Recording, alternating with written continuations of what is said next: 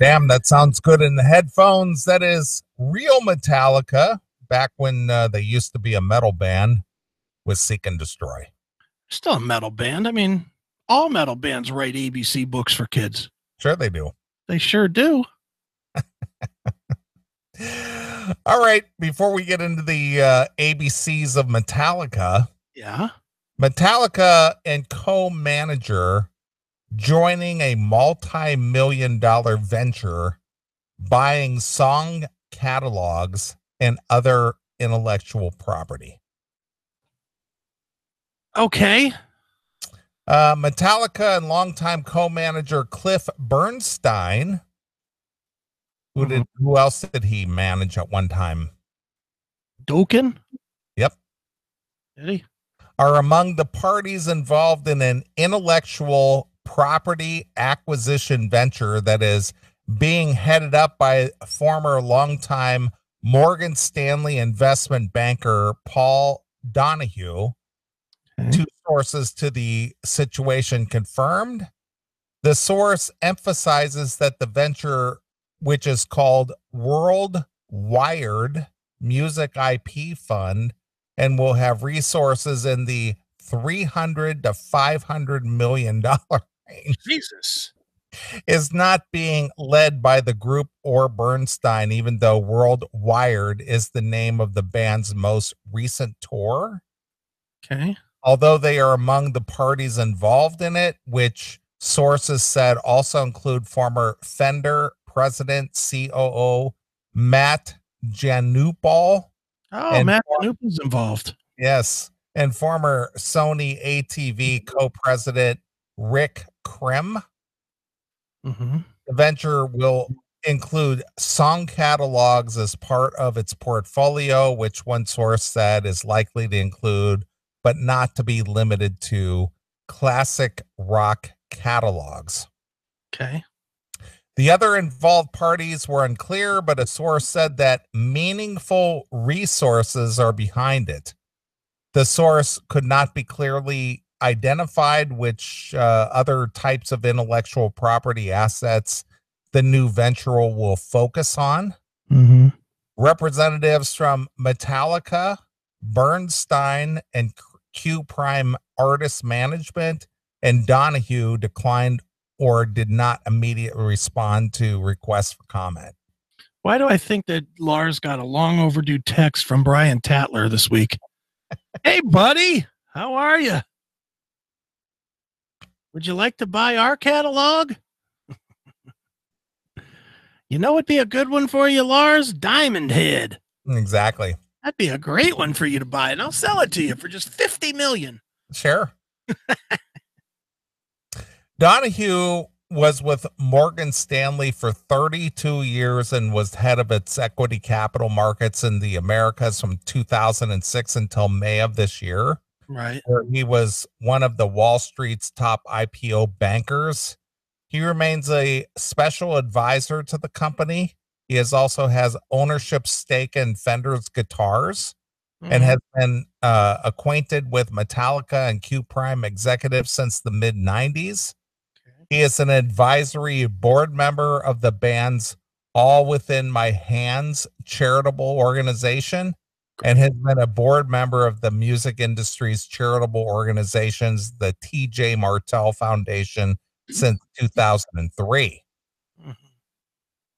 So the bottom line of this is that they're just going to scoop up a bunch of bands' catalogs from broke dick bands that they think they could sell to movies and stuff. Well, either that or they'll somehow put a valuation on it and get investors. Okay. That's what it'll boil down to. They'll say, "Hey, we have possession of these intellectual rights to these this music catalog. We have exclusive rights to this. So and as you just mentioned, we could sell it to movie studios and it could net us X amount of dollars and blah, blah, blah. And people will go, oh yeah, that's a pretty good deal. Let's invest in that." Look, Jackal intercepted a text going to Lars. Look at that in the chat room. All right. He intercepted one of Lars's texts. All right.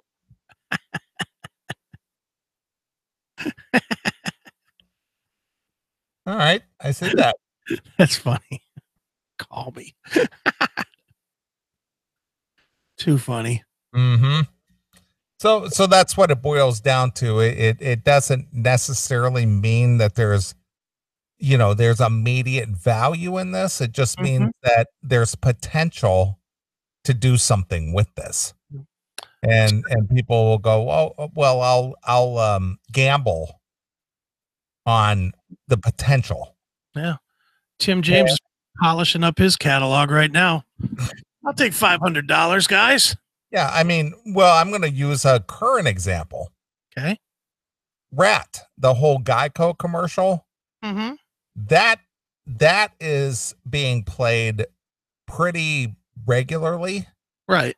And I'm not going to mention a number here, but I was told by someone close to us that Steven and whomever it is who's involved with the Rat entity, they made a shit ton of money on that thing.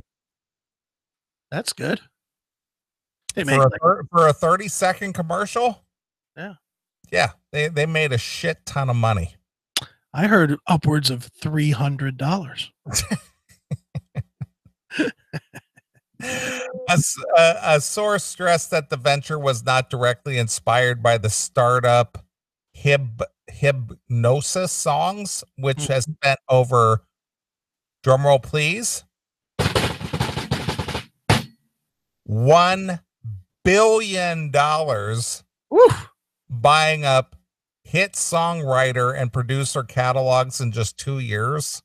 However, that company has certainly proven and driven up the value of the song catalog. See, that's the thing. It's just like, well, we're out there just buying up all this shit, and one of them might hit. Yeah. And are you in? Well, yeah. I mean, if we get around and round sold to Geico, yeah, that could net us. What's the song worth? Let's just throw a number out there, $500,000. Wow. But I'm just throwing a number out there. I don't know that's the number. Yeah. But the number of times that the Geico commercial plays and all that shit, and Geico is a massive, insurance company. It could net, $1 billion on a $500,000 investment. Yeah. You know what I'm saying? Yeah, well, I mean, I those are not real numbers. I'm just throwing those numbers out, but that's the kind of thought process that goes into this. Okay. I can't wait to see what bands they buy up. Well, again, it could be anybody. Think they'll buy up that American Reckoning song? No. No, you don't think that one's? I'm sure they're tried and true classics or something that actually had a recognizable name or a song to it. And just like, yeah, we could market that out to a like you said earlier, a movie or a commercial or something.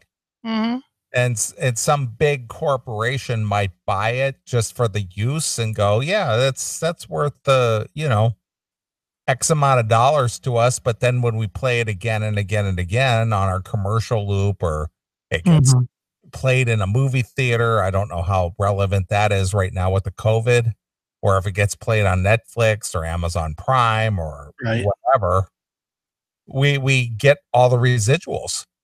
Right. As well as the return from the song, if the song gets in the movie and then people start downloading it on Spotify or whatever. There you go. That's exactly how it works. Yeah. Like that. Isn't that what happened with REO Speedwagon? They were on Ozark, and then all of a sudden they had a shit ton of people downloading their music because they heard Time for Me to Fly on Ozark. Well, I heard that just Round and Round, like in the top 10 again because of that Geico commercial. Yeah. Of course, in today's world, the top 10 could mean 47 plays. True. That's true. But so what? Yeah, I mean, I see the value in it. I just you got to think though, it's only going to be like super big catalogs. You know who did this and sold his soul to this recently? Who's that? D. Snyder. Oh, really? He sold the Twisted Sister catalog, and he said point blank, he said, "Hey, I'm cashing out." Yeah, well, the dude's pushing close to, what is he, 60, 65 or something? He's like, "What do I need to hold on to this for?" Yeah, I mean, what has he got to prove? He's got, 15 good years left? Yeah, probably got $10 million or something for it. And it's like, fuck it, I'm out. I'm going to sit here and judge people for not fucking bowing to black people. Not wearing a mask. Yeah, I'm 65. I might live till 80, so I might as well grab $10 million and sit back and bang my big-titted wife. Yeah. Bang my hot wife and complain about the world. Way to go, D. All right. Let's see. Hypnosis Songs, which spent over $1 billion buying up hit songwriters and producer catalogs in just 2 years. However, that the company has certainly proven and driven up the value of the songs. Hypnosis was founded by former Elton John, Beyonce, Iron Maiden manager Merrick Mercurtis. Is that how you say his name? I guess. I don't know. Has purchased catalogs from songwriters and producers, including Timberland, Eurythmics, Dave Stewart, The Dream, Chainsmokers, and several dozen other. I've seen that Chainsmokers pop up a couple of times. I never even heard of them. I don't know who that is, but. While music publishing and other forms of intellectual property have long been viewed as recession-proof and have been a lucrative area of business, the coronavirus pandemic, which has shut down touring, the financial engine for the music industry, almost completely has amplified that perspective. Yeah, because people are sitting at home going, yeah, what am I going to do? Mm-hmm. Yeah, I'll turn on Spotify, or I'll watch YouTube, or I'll watch a movie, or whatever. Yeah. Metallica are one of the most important and influential bands of the past 40 years and are also one of the most financially successful, due in no small part to Q Prime, which was co-founded by Bernstein and Peter Mensch and began managing them in 1984. The group rose to superstardom as sales of CDs, the most lucrative formats of the recorded music, were beginning to boom, and has toured every year. Have they toured every year? I think so, yeah. Their existence, except 2020, although there have been several dates that were booked later this year. According to Polestar, at the time of Metallica's most recent performance in September, the group has sold 22.1 million total tickets and grossed some $1.4 billion since 1982, putting at the top class of touring acts, along with the Rolling Stones, U2, Taylor Swift, and Ed Sheeran. Isn't that a shame that a Taylor Swift can be in the same league as a Metallica, who's got a 40-year history, and Taylor Swift has had, what, a decade? Yeah. Well, she's the hot item, I guess. I get it, but my point is, man, how did a Taylor Swift gain so much ground so swiftly? Because she came in at a time when she didn't have to play shows for $20 a ticket like Metallica did. That's true. You know, she comes in and she probably charges between $150 and $500 a ticket. That's a good point. I didn't think of that angle, but you're absolutely right. And that's just touring. The group's income from streaming, merch, physical sales is formidable, not least because in 2012, the group assumed control of their master recordings and formed their own label, Blackened, run between Q Prime's offices and Metallica's headquarters. The label handles their new releases through a distribution deal with Warner's Rhino Records, as well as Catalog, which regularly sells high six figures each year. Wow. Good for them. Well, I wonder how they got control of their catalog. That's a good question. They bought it out of if I remember right, they bought it from Elektra. Well, again, I know Universal bought Elektra, And I know Don has been trying to get a hold of the Dokken catalog, but he just could not buy it. He's been trying to buy it, and they're just like, no way. There's some magic. There's some. I mean, a couple bands have been. Look at how many times has Motley Crue rebought their catalog? Well, Motley bought their catalog out because of Nikki Sixx insulting the president's of Elektra's wife. Oh, well, who says that? They basically gave them their catalog back. It's like, here's your catalog. Get the fuck out of here. Well, maybe Lars, who knows? Fuck the president of Universal's daughter or something. Who knows? Could be. Yeah. Maybe that's what Don's doing wrong. Maybe Don should go to an industry party and diddle somebody's wife. Yeah, maybe. Maybe that would hurt. Oh, you Yeah. have to get hands work. Here's your catalog. Get out of here, Pally. Don's got a reason to get those hands working again. I guess. He can go finger bang some fucking executive's wife and get his catalog back. Right. All right. Well, you got the ABCs of Metallica ready? I do right here. Do you remember where you left off? Were we at G? I don't remember. Well, let's just start at G. All right, here we go. Do you know alphabets?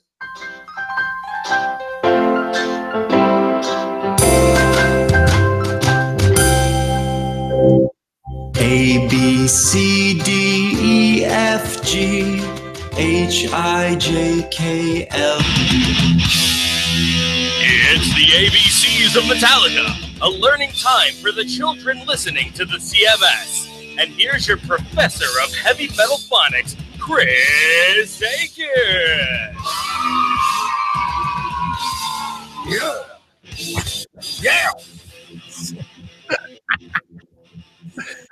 I forgot all about that.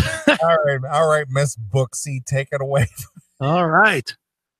In the ABCs of Metallica today, we will start with the letter G. All right. G is for Garage Days. Not for G Spot? No, it's for Garage Days, Neil. All right. Metallica's humblest time. Practicing for hours and hours to make sure their act would shine. Jesus. They started playing songs by British bands and American ones, certainly. There were even two from Ireland, Sweet Savage and Thin Lizzy. Some of the other groups were Killing Joke, Merciful Fate, and Budgie Indeed.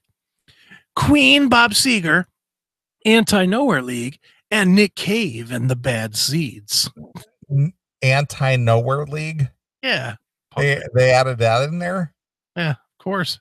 Something tells me that Lars has a Black Lives Matter protester locked up in his G garage. His G garage, eh? Moving on to H, Neely. All right. H. As in, is that shooting in your arm, H? No, not according to the ABCs of Metallica. Maybe 30 years ago that the ABCs of Metallica H would have been for heroin. All right. Well, I wasn't referring to heroin, but okay, since you brought that up, go ahead. H today, Neely, is for heavy metal. A sound so loud and in your face. Yeah. Metallica, as far from heavy metal as you can get these days. A tremendous amount of volume from drums, guitar, and bass. Mm-hmm. The look was always quite striking, with pins and patches everywhere. Denim leather, spikes and chains, and wild, shaggy, long hair. Shaggy. None of which Metallica does anymore. Metallica hasn't worn denim and leather and spikes and chains, and none of them have long hair, and haven't in 2 decades. I like the word. I like the term that they use, shaggy, because it reminds me of Spinal Tap. Right. Where Fred Willard, who passed away recently, he used that term in the Spinal Tap movie. Shaggy. Yeah, I don't need to get. He goes, I'm due for a haircut. I don't want to get too close to the band because I might be mistaken for a band member with my shaggy hair. Shaggy. Shaggy. Yeah. I don't think I heard the word shaggy since my dad uttered that back in the late 70s. I think you need a haircut, son. You're starting to look a bit shaggy. The only Shaggy I ever heard was Shaggy and Scooby. Yeah, of course, Shaggy. Scooby-Doo! That was it. You know, I was into a show that featured a pothead. I loved that guy. Shaggy was my dude. Ooh, You know, he was a pothead. Gotta love that. of course. All right, Neely, we're moving on now. All right. We're To the letter. moving on from H. From H to I, as Okay. the alphabet tends to go. I is for It's Electric, a top tune by Diamond Head. So they're crediting Diamond Head in a Metallica book for Of course. yeah. So basically they're saying Metallica is irrelevant. I for irrelevant because without Diamond Head, Metallica would not have a career. That's right. And they're going to spell that even more out here in a minute because, All right. one group that inspires Metallica and whose influence was widespread. There were other bands like Saxon, Iron Maiden, and Motorhead, which the fellas became great fans of, on which their sound was bred. Wow. I like the fact that you adopted the cadence of the book. Of course. So that you got the rhythmic cadence of the book. Dude. Now, if Bon Jovi would just read this book, he might be able to actually pen a good song. Yeah. If I would turn into a transgender woman and I could go and read at the library, I've got the skill. You do. Want to do one or two more? Let's go a couple more. All right, we'll do J and K. How's that? All right. Let's go. All right. J is for James, who sings and plays rhythm guitar. His powerful voice and down-picked riffing helped Metallica get this far. Is that right? They sure did. Thank you, James, for being so prolific. Yeah, thank you, dude. James collects and rebuilds custom cars. Mm-hmm. Zephyrs, Roadsters, Packers, and such. Yeah. With a multi-million-dollar income, yeah, you can afford to do that. Sometimes they need repairs to the brakes, engine, or clutch. Mm-hmm. He loves his metal heavy, whether music or machine. The louder, the faster, the better, as long as it's lean and mean. Wow. Man, and look at this horrible picture that they drew of James in a car. Look at that shit. Can you see it? I, as you know, yeah, I see that. Awful. He's got fat hands. Yeah, he does. He's got big fat hands. It's from the down picking. It made him bigger and muscular. Yeah, I guess. No, he's got thick, fat hands. Big old thick, fat hands. I don't know how he works on cars. I think he could barely hold a wrench with those big fat hands. Maybe straps it into those wristbands he's wearing. Well, I, as you know, enjoy working on cars myself. Yeah. And that's an expensive hobby. Yeah. And as an average person who, likes to work on classic cars, whatnot, most people, I'm assuming that most of the people who enjoy that kind of thing, Yeah. they're typically blue collar guys who like to work with their hands, but they make a living, and more often than not, I'm going to guess that they probably got the fat old lady and a couple kids at home. Yeah. So their expendable income is very limited in what they're allowed, and I use that word loose, allowed, Right. to spend on their hobby in rebuilding or modifying classic cars. That's right. Well, but then there's James.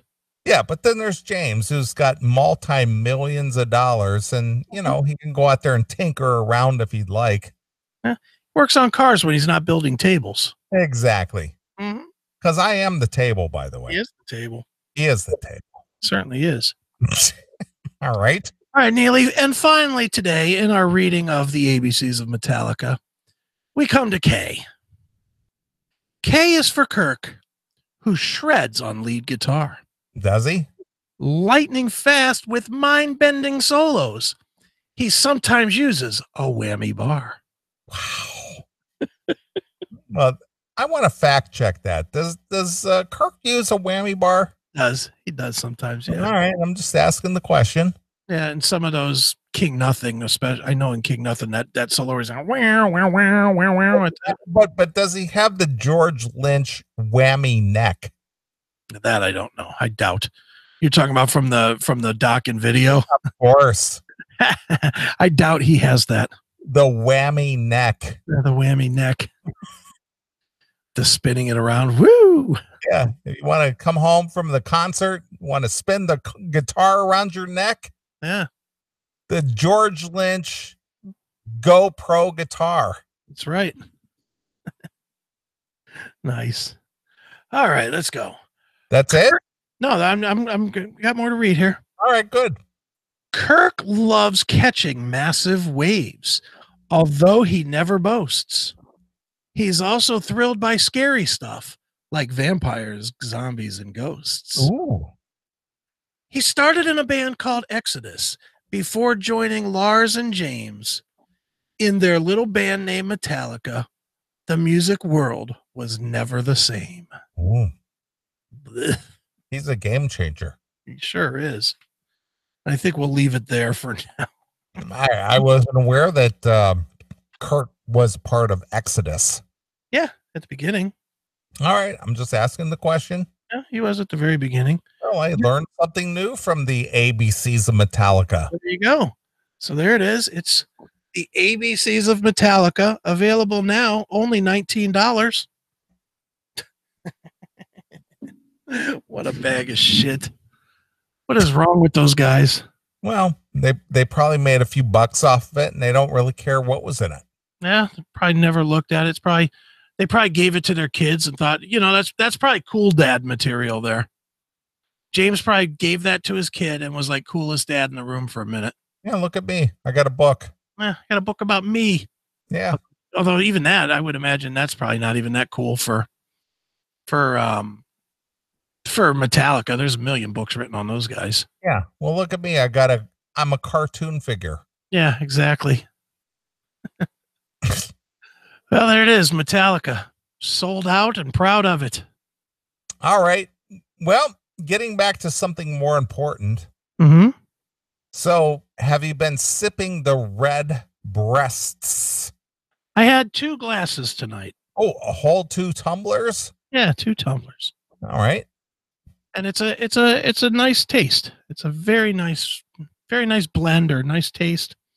Would that be about a quarter of the bottle? No, not quite that much. Quite okay. Yeah, a little less than that, but just casually. I didn't want to get all fucked up on this. Is good. This is the good stuff. All right. I need rot gut to get fucked up, not good stuff. You don't want the high profile shit. No, see, now I wouldn't mind having those 2 glasses, and then if I was going to get fucked up, have me like a $20 bottle of Jack Daniels or something, and then just start doing shots after it or something. Sure. Once my tongue has been burned up a little bit and I don't taste it as much, but all right. Yeah, no, that's a nice smooth sipping. If I was ever that guy that sits around watching TV and just having a cognac or whatever at the end of the day, that would be what I would probably drink. That's good. Having some mixed nuts. Yeah. In a bowl. Mm-hmm.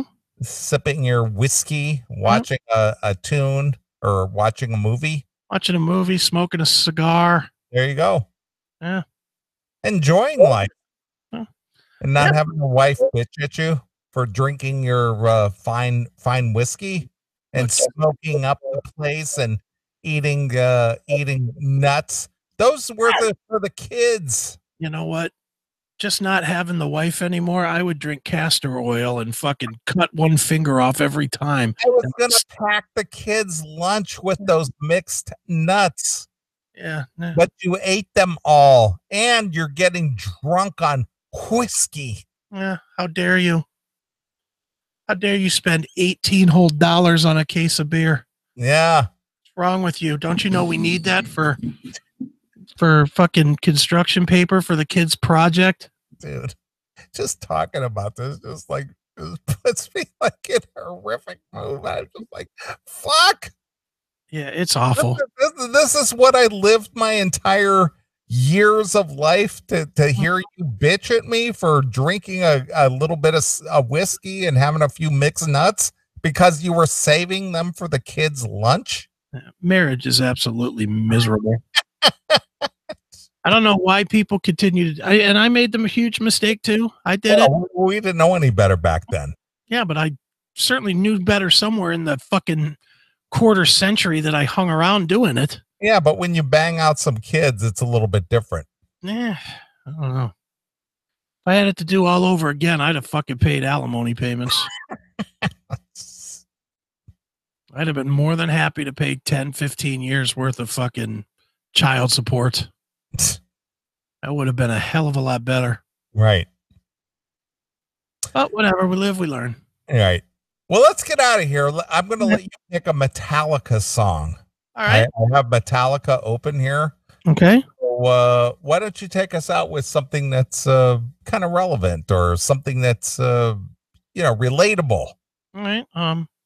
Now that we're dead. But yeah, now that we're dead, that'll work. From Hardwired. Okay. All right. Well, we'll play that. All right, good. That'll work. All right. Well, we're going to get out of here. I will be on the road Thursday, Friday. I'll be back on Saturday morning. Of course, there'll be a show next Saturday evening. Yep. If you're in the Roanoke, Virginia area on Friday night, I will be out there with our good friends Red Rain and Dawkin. Sure. So maybe I'll run into a few of you out there and so on and so forth. So everybody be safe. Enjoy your week. And we'll be back next Saturday night. We'll do this thing all over again. Sweet. So until next Saturday, this is Neeley along with my very good friend Chris Hagen. We're gone. Bye, kids.